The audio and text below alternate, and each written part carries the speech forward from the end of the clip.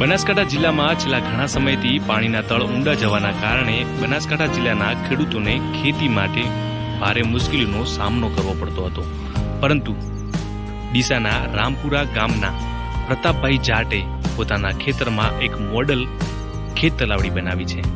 તેઓ તમામ વરસાદી પાણીનો સંગ્રહ કરી ખેત તલાવડીમાં ભરી ખેતી તો કરે જ છે, સાથે બંધ પડેલો વર્ષો જૂનો બોર તેમાં શુદ્ધ પાણી રિચાર્જ કરી જળ સંગ્રહની સાથે જળ સંચયનું અભિયાન ચલાવી રહ્યા છે। જાણીએ। મારું નામ જાટ પ્રતાપ, હું ગામ રામપુરાનો વતની છું, ડીસા તાલુકાના વ્યવસાયિક ખેડૂત છું। આમ તો બનાસકાંઠા એક ખેતી પ્રધાન જ જિલ્લો છે અને મોટા ભાગે અહીંયા લોકો ખેતી પર જ નિર્ભર છે, પરંતુ છેલ્લા કેટલાક વર્ષોથી વરસાદની અનિયમિતતા અને ઓછા વરસાદના કારણે પાણીના તળ બહુ ઊંડા ગયા છે। પહેલાં જ્યારે પાણીના તળ અધર હતા ત્યારે અહીંયા બહુ સારી ખેતી થતી હતી અને ડીસા તાલુકો તો એક કાશ્મીરનો એક ટુકડો કહેવાતો હતો, એટલું અહીંયા વર્ષમાં 2-3 સિઝન લોકો લેતા હતા। પરંતુ ધીરે ધીરે પાણી ઊંડા જવાના કારણે લોકોને આર્થિક દ્રષ્ટિએ પણ મોંઘવારી બહુ વધી ગઈ। પાણી અંદરથી ઊંડાથી ખેંચવા માટે મોટી મોટરો લગાવવા માંડી, મોટી મોટરો લાગી, એના કારણે વીજ બિલ પણ વધારે આવ્યું અને એના કારણે લોકોને આર્થિક ખર્ચા પણ વધી ગયો। અને જે પાણી અંદરથી ઊંડેથી આવે છે એ ઊંચા TDSનું પાણી આવે છે, એના કારણે એ પાક માટે પણ એ પાણી અનુકૂળ નથી, એના કારણે પણ પાક પણ ઉત્પાદન પણ ખેડૂતોને ઘટી ગયું હતું। હવે આ સમસ્યા તો કાયમિક માટે થઈ ગઈ હતી, એટલે આ સમસ્યાનું સમાધાન કઈ રીતે લાવવું, એમાં અહીંયા આપણે ડીસા તાલુકામાં એક જળ સંચય ટીમનું નિર્માણ થયું અને એ જળ સંચય ટીમે જળ અભિયાન ચાલુ કર્યું, જે અંતર્ગત ઘણી ખેત તલાવડીઓ બનાવી છે। અમે પણ જળ સંચય ટીમની પ્રેરણા અને માર્ગદર્શન નીચે આપણે આ ખેત તલાવડી બનાવી છે, જે 140 ફૂટ લંબાઈ છે એની અને 120 ફૂટ એની પહોળાઈ છે અને 45 ફૂટ એની ઊંડાઈ છે, જેમાં અંદાજિત 1 કરોડ લીટર પાણી સંગ્રહ કરી શકાય છે। આ પાણી છે એ સંપૂર્ણ વરસાદી પાણી છે, એટલે આ પાણીનું TDS પણ એકદમ નોર્મલ હોય છે, જે પાકને બહુ અનુકૂળ આવે છે।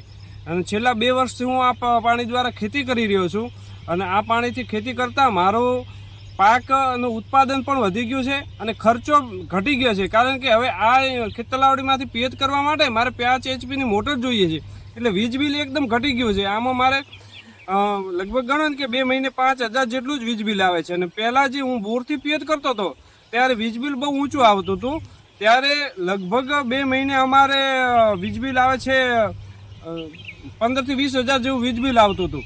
તો એની જગ્યાએ આ વીજ બિલ ઘટી ગયું, એટલે ખર્ચાની દ્રષ્ટિએ તો ઘટ્યું જ છે ખર્ચો, પણ શુદ્ધ પાણી ખેતીને મળે છે, એટલે ખેતી ઉત્પાદન પણ વધી ગયું છે। હવે આપણે અહીંયા બનાસકાંઠામાં 2000થી વધુ ખેત તલાવડી બની છે। ખેત તલાવડીઓ તો ઘણી બધી બની ગઈ છે, પણ આ ખેત તલાવડી છે એને એક મોડેલ ખેત તલાવડી ગણી શકાય। મોડેલ ખેત તલાવડી એ રીતે કે આ ખેત તલાવડીમાં પાણી સંગ્રહ તો કરી જ રહ્યા છીએ, અમે જળ સંગ્રહની સાથે સાથે જળ સંચય પણ કરી રહ્યા છીએ।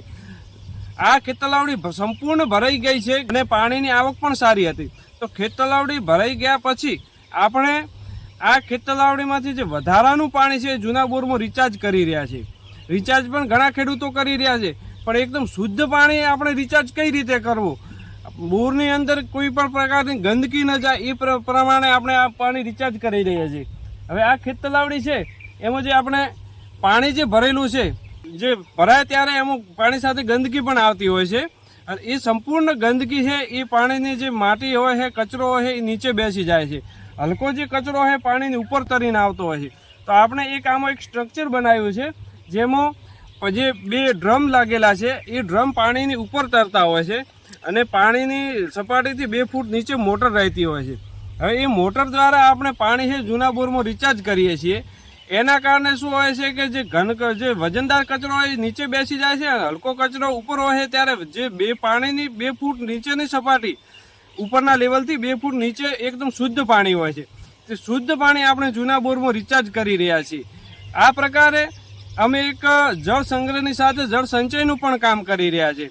અને મારા ખેતરમાંથી બિલકુલ પાણી બહાર ન જાય એના માટે મેં ખેતરની ચારે બાજુ જે પાળો હોય છે એ પણ મજબૂત બાંધી દીધો હોય છે।